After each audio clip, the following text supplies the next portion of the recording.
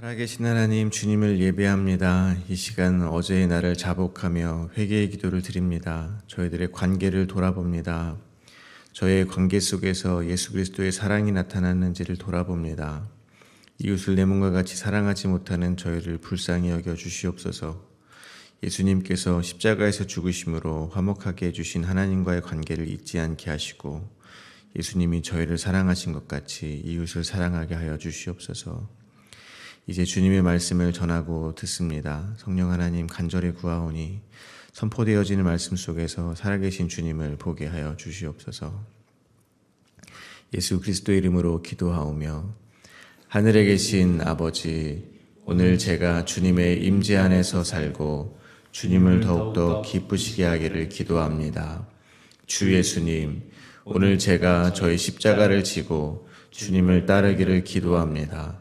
성령님, 오늘 성령님이 저를 충만하게 채워주시고 성령의 열매, 사랑과 희락과 화평과 오래 참음과 자비와 양성과 충성과 온유와 절제가 제 삶 속에서 익어갈 수 있도록 해주시기를 기도합니다. 아멘. 말씀을 나누겠습니다. 오늘 저희들에게 주신 하나님의 말씀은 시편 58편 1절에서 11절입니다. 저와 여러분이 한 절씩 교독하겠습니다. 통치자들아, 너희가 정의를 말해야 하거늘 어찌 잠잠하냐? 인자들아, 너희가 올바르게 판결해야 하거늘 어찌 잠잠하냐? 아직도 너희가 중심에 악을 행하며 땅에서 너희 손으로 폭력을 달아주는도다. 악인은 모태에서부터 멀어졌으며 나면서부터 곁길로 나아가 거짓을 말하는도다. 그들의 독은 뱀의 독 같으며 그들의 긴을 막은 기머거리 독사 같으니 술사에 홀리는 소리도 듣지 않고 능숙한 술객의 요술도 따르지 아니하는 독사로다. 하나님이여 그들의 입에서 이를 꺾으소서. 여호와여 젊은 사자의 어금니를 꺾어내시며 그들이 급히 흐르는 물같이 사라지게 하시며 겨누는 화살이 꺾임 같게 하시며 소멸하여 가는 달팽이 같게 하시며 만삭되지 못하여 출생한 아이가 햇빛을 보지 못함 같게 하소서. 가시나무 불이 가마를 뜨겁게 하기 전에 생나무든지 불붙은 나무든지 강한 바람으로 휩쓸려 가게 하소서. 의인이 악인의 보복당함을 보고 기뻐하며 그의 발을 악인의 피에 씻으리로다. 함께 읽겠습니다. 그때 사람의 말이 진실로 의인에게 갚음이 있고 진실로 땅에서 심판하시는 하나님이 계시다 하리로다. 아멘. 시편 58편의 표제는 다윗의 믹담시 인도자를 따라 알다스엣에 맞춘 노래입니다. 알다스엣은 시편 57편에서 말씀드린 바와 같이 나를 멸하지 마소서라는 뜻이 있습니다. 시편 58편의 표제로서는 시의 배경이 설명되어 있지 않습니다. 시편 58편은 시편에 나오는 세 편의 저주시 가운데 하나입니다. 오늘 본문은 크게 세 문맥으로 나누어서 묵상하도록 하겠습니다. 첫 번째 문맥입니다. 첫 번째 문맥은 1절부터 5절입니다. 불의한 통치자들에 대한 질책과 정죄입니다. 두 번째 문맥입니다. 두 번째 문맥은 6절부터 9절입니다. 다윗은 불의한 통치자들에 대한 응징을 하나님께 간구하고 있습니다. 세 번째 문맥입니다. 세 번째 문맥은 10절부터 11절입니다. 하나님의 공의가 실현될 것에 대해서 확신을 선언합니다. 첫 번째 문맥입니다. 먼저 1절입니다. 통치자들아, 너희가 정의를 말해야 하거늘 어찌 잠잠하냐? 인자들아, 너희가 올바르게 판결해야 하거늘 어찌 잠잠하냐? 시인은 통치자들이 정말로 의로운 말을 하고 있는지를 묻고 있습니다. 그리고 인자, 즉 사람의 자손들이 정말 정직하게 심판을 했는지를 묻고 있습니다. 당시에 통치자라 함은 왕이나 제사장들을 말할 것입니다. 하나님의 권세를 위임받은 대리자로서 백성들을 공평하고 정의롭게 다스려야 하는 사람들입니다. 그러나 그들이 정의를 바라지 않고 판결을 올바르게 하지 않았다는 것입니다. 예레미야 5장 30절과 31절입니다. 이 땅에 무섭고 놀라운 일이 있도다. 선지자들은 거짓을 예언하며 제사장들은 자기 권력으로 다스리며 내 백성은 그것을 좋게 여기니 마지막에는 너희가 어찌하려느냐. 하나님께 권세를 위임받은 대리자로서 정의를 말하고 올바른 판결을 한다는 것은 간단하게 말해서 그들의 통치행위나 재판행위로 드러나야 하는 것은 이 땅을 다스리는 하나님의 뜻이라는 말이 될 것입니다. 하나님의 인자하심과 긍휼하심 그리고 공의로우심이 드러나야 한다는 말이 될 것입니다. 그러나 그들이 그렇게 하지 못한 것입니다. 그것은 무서운 일입니다. 이를 통해서 생각해 볼 것은 이것입니다. 성경은 저희를 왕같은 제사장이라고 말하고 있다는 것입니다. 저희가 이 세상에서 왕같은 제사장의 역할을 부여받았다는 것입니다. 그러니까 정의를 말해야 하느니 올바르게 판결해야 하는 이는 결국 저희와 같은 성도들을 말하는 것이라고 볼 수도 있는 것입니다. 정의를 말한다는 것이 무엇인지를 생각해 봅니다. 저는 성도가 정의를 말하는 것은 다른 것이 아니라고 생각합니다. 예수 천국, 불신 지옥, 이것이 성도들이 말해야 하는 정의라고 생각합니다. 예수님 믿으면 천국 가고 예수님 믿지 않으면 지옥 갑니다. 이것이 가장 올바른 판결이라고 생각합니다. 그런데 이 세상의 통치자들은 정의를 말하지 못합니다. 이 세상의 통치자를 좀 더 넓은 의미로 생각해 봅니다. 이 세상의 통치자들은 이 세상에 작용하고 있는 통치 원리가 될 것입니다. 즉 힘의 원리요 약육강식의 원리입니다. 그러므로 그 원리에 따라서 자기 인생의 주인이 되고자 하는, 더 나아가 자기가 속한 집단에서 우두머리가 되고 싶어하는 이 세상 모든 사람이 이 세상의 통치자 안에 들어가게 될 것입니다. 쉽게 말해서 하나님 없이 살 수 있다고 말하는 사람들입니다. 그들은 정의를 말하지 못한다는 것입니다. 즉 아무리 돈이 많아도, 아무리 건강해도, 아무리 사람들에게 인정을 받아도, 심지어 목숨을 바쳐서 이웃을 위해서 헌신하는 삶을 살았을지라도 예수님을 믿지 않으면 지옥에 간다는 이 말을 못한다는 것입니다. 그들은 흔히 돈이 많으면 잘 산다고 합니다. 그들은 사회적으로 성공하면 잘 산다고 합니다. 그러나 그들은 자기들의 영적인 상태가 죄와 허물로 죽은 자임을 모르는 것입니다. 하나님이 선물로 주신 믿음으로 예수를 주라 시인하고 영생을 얻는 자들만이 하나님께서 산 자로 여겨주신다는 사실을 꿈에도 모르고 있는 것입니다. 그래서 그들은 정의를 말할 수도 올바른 판결을 할 수도 없는 것입니다. 그러나 하나님 나라의 왕 같은 제사장인 저희는 말을 해야 된다는 것입니다. 돈이 많아도 예수님 안 믿으면 심판받습니다. 건강해도 예수님 안 믿으면 심판을 받습니다. 아무리 구제봉사를 많이 하고 사람들에게 존경을 받아도 예수님 안 믿으면 심판받습니다. 즉 믿음이 없으면 너희는 죽은 것이다 라고 말을 해야 된다는 것입니다. 그것이 올바른 판결을 내리는 것이라고 생각합니다. 그것이야말로 정의라고 생각합니다. 그러니까 성도라고 하면서 예수님 안 믿는데 부자인 사람들, 성공하는 사람들, 건강한 사람들 부러워하면 안 된다는 것입니다. 그건 죽은 시체를 부러워하는 것과 같은 것이기 때문입니다. 2절입니다. 아직도 너희가 중심의 악을 행하며 땅에서 너희 손으로 폭력을 달아주는도다. 시인은 통치자들이 마음의 중심에는 악을 품고 있는 것이며 그들의 손은 땅에서 폭력의 수위를 높일 뿐이라고 말을 하고 있습니다. 마찬가지로 이 세상의 통치자들은 마음의 중심에 악을 품고 있는 것일 뿐입니다. 왜냐하면 조금 전에 나누었듯이 하나님을 마음에 두고 있지 않기 때문입니다. 하나님과 관계가 없으면 그 자체로 악한 것입니다. 그래서 그 마음의 중심에 악을 품고 있는 그들의 손은 이 땅에 폭력을 자행합니다. 그들은 인정하지 못하겠지만 하나님 없이 스스로 살고자 하는 동기에서 하는 모든 행동이 그저 폭력일 뿐이라는 것입니다. 폭력은 그 전제가 있습니다. 바로 남의 것을 빼앗는 것입니다. 남의 것을 빼앗지 않는 폭력은 없습니다. 물건을 빼앗든 땅을 빼앗든 시간을 빼앗든 주도권을 빼앗든 뭐든 빼앗고 더 차지하기 위해서 저희는 폭력을 사용한다는 것입니다. 구약 성경에 기록된 타락한 제사장들의 모습은 늘 약한 자로 대변되는 가난한 자들의 사정을 돌보지 않고 그들의 재물을 약탈하는 것으로 나타납니다. 이사야서 3장 14절부터 15절입니다. 여호와께서 자기 백성의 장로들과 고관들을 신문하러 오시리니 포도원을 삼킨 자는 너희이며 가난한 자에게서 탈취한 물건이 너희의 집에 있도다. 어찌하여 너희가 내 백성을 짓밟으며 가난한 자의 얼굴에 맷돌질하느냐. 주 만군의 여호와 내가 말하였느니라 하시도다. 이를 통해서 또한 저희들 안에는 가난한 자를 탈취하는 모습은 없는지 돌아보시게 되시기를 바랍니다. 저희들이 직접적으로 가난한 자를 탈취한 적은 없을지도 모르겠습니다. 그러나 거대한 하나의 공동체로서 인류를 볼 때 저희도 그러한 죄악에서 자유로울 수가 없다는 것입니다. 예를 들어서 저희들이 쉽게 사서 쓰고 질려버리면 쉽게 버리는 저가의 옷이나 공상품이 있을 것입니다. 그러한 것들은 많은 경우에 후진국 어린아이들의 노동 착취와 연결이 되어 있는 현실을 들 수 있습니다. 또는 저희들이 누리는 많은 문명의 이기가 자연을 한없이 파괴하고 있는 현실을 들 수가 있을 것입니다. 저희는 알게 모르게 저희의 편의를 위해서 누군가를 착취하고 폭력을 자행한다는 것입니다.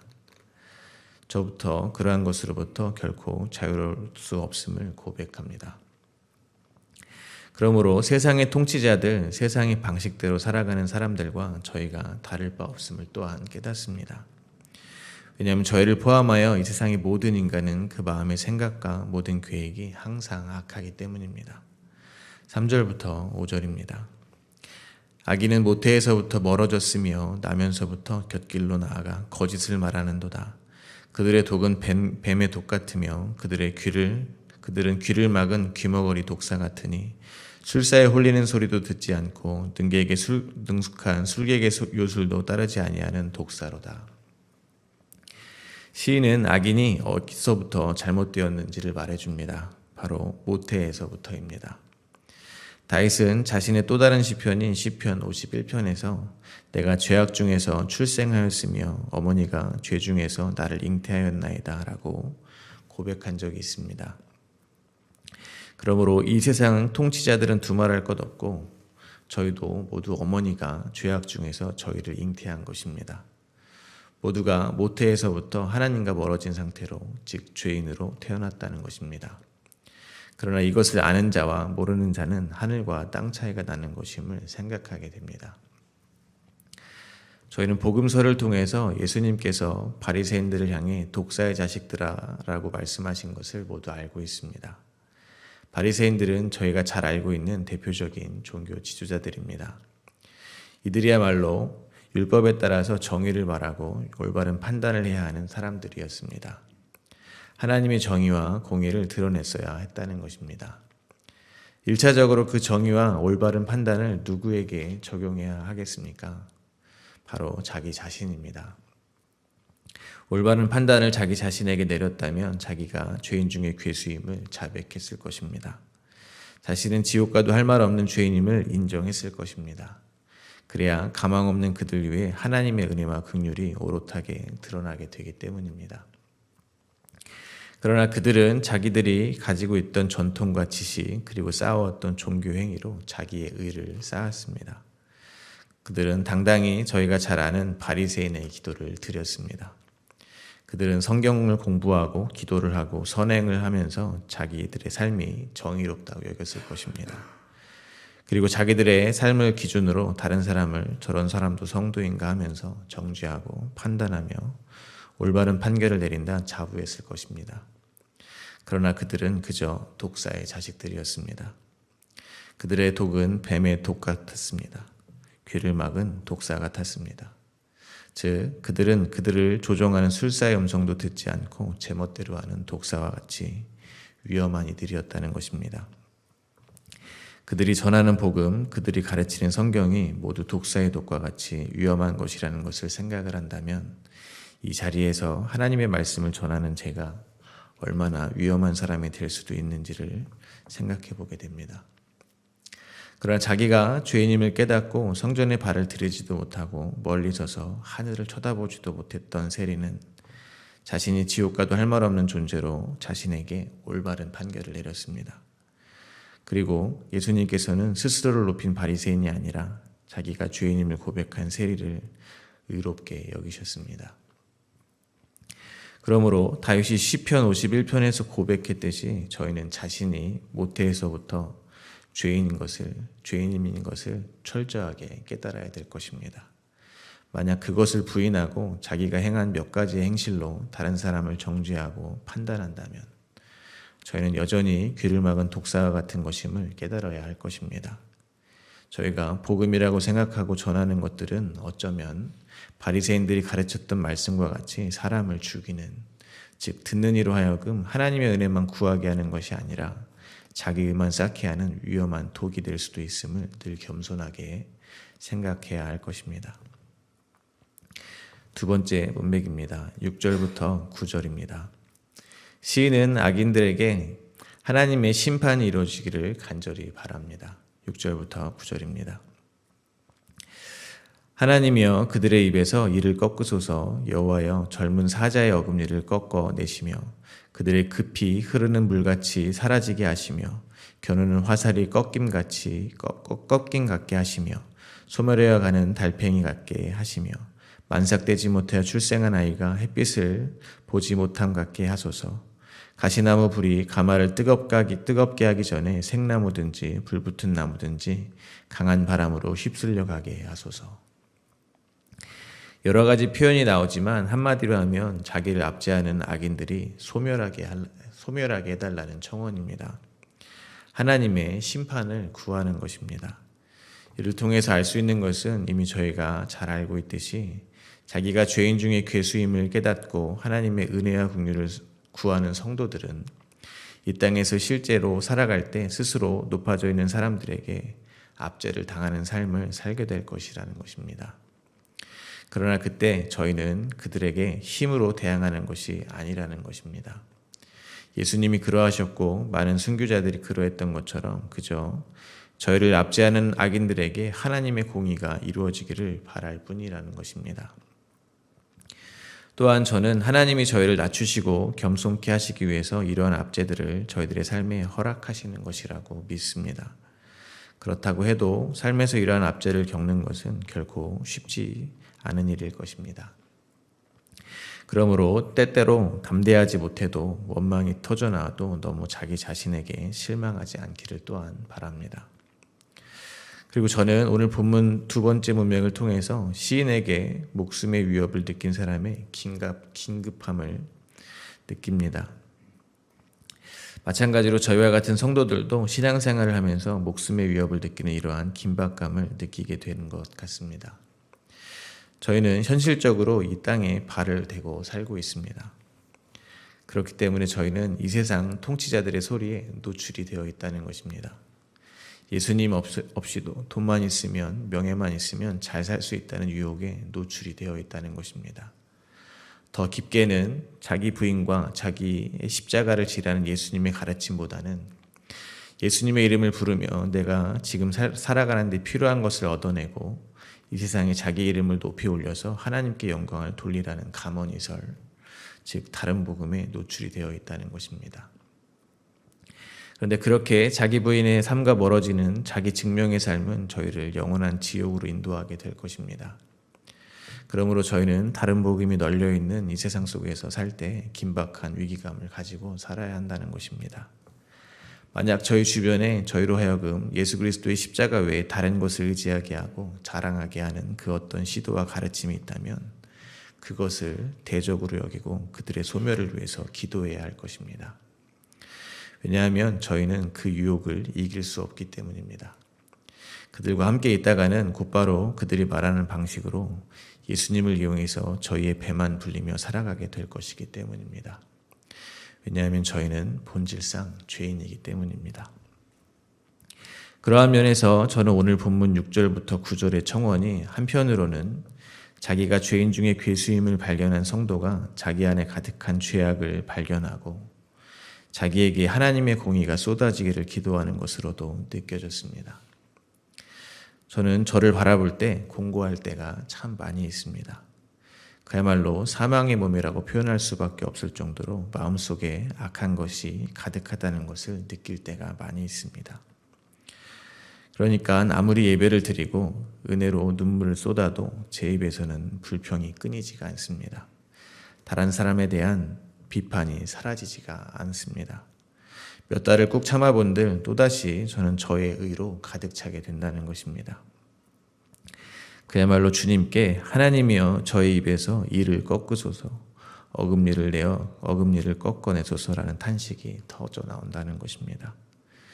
그래서 제가 이렇게 살면서 계속 죄만 지을 거 소멸해가는 달팽이처럼 차라리 하루빨리 소멸되기를 바랄 때가 솔직히 많이 있다는 것입니다. 그래서 오늘 본문 6절부터 9절의 시인의 간구는 어쩌면 사망의 몸을 안고 살아가는, 즉 마음에는 선을 행하고자 하나 원하지 않는 악만 행하는 것에 지칠 대로 지친 세리와 같은 성도들의 말 못할 심정은 아닐까 하는 생각도 해보게 됩니다.